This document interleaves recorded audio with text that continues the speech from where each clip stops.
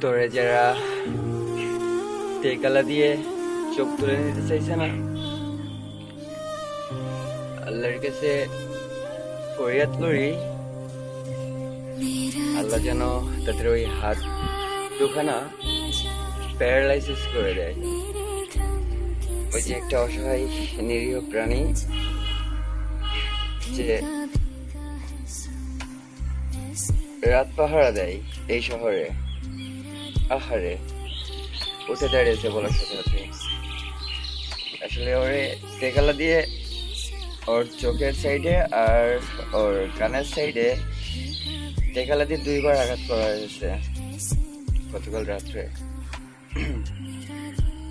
তো এই সমস্ত কাজ যে করেছে তার হাত প্যারালাইসিস হোক, আর আইনের চোখ বাঁধা আছে। আইন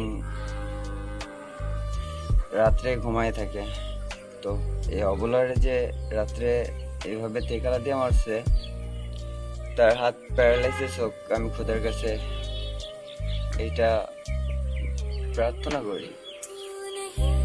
আর আমার মনের ক্ষোভ আল্লাহর কাছে তুলে ধরলাম যে আল্লাহ তার প্যারালাইসিস করে দিক, তার হাত দুখানা শক্তি আল্লাহ নিয়ে নিক। আর আসলে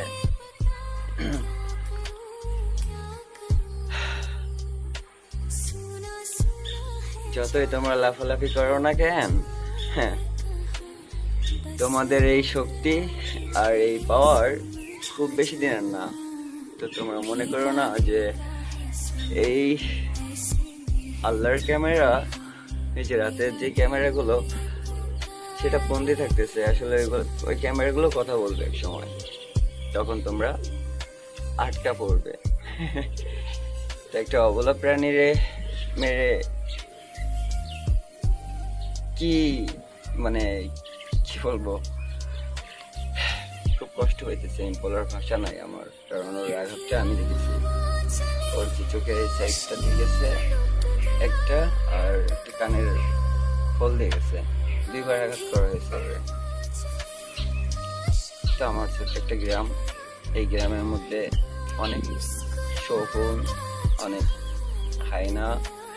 এই বনের মধ্যে ওরা রাত দিন থাকলেও সমস্যা নাই, কারণ এখানে যদি সামাজিক কায়দায় সমাজের কিছু মানুষও কিনে নেওয়া হয় এত বড় সম্পদের জমিনে, তো হায়নারা এখানে বসত করতেই পারে। যেখানে একটা এরিয়া থাকবে সেখানে হায়না থাকবে না, শিয়াল থাকবে না, সেটা তো হয় না। তো যাই হোক, উপরওয়ালা আছে, সেই এই যে নিরীহ নিরীহ মানুষ বা প্রাণীদের যে নির্যাতন করা হয়, যা মানুষের চোখে পড়ে না, কেউ রাত্রে রাত্রে দেখতে পায় না, কেউ এর মানে উত্তর খুঁজে পায় না, প্রশ্নের অভাব নাই যে কারা মারলো, কে মারলো, কিভাবে মারলো, কেন মারলো। কিন্তু আসলে মারা তো হইলো, ব্যথা তো সে পেয়েছে, অভিযোগ করার মতো কোনো মানুষ তো নাই। তো আমার একটু লাগে, আমি আবার সহ্য করতে পারি না তো কোনো অন্যায়, তো আমার একটু লাগে।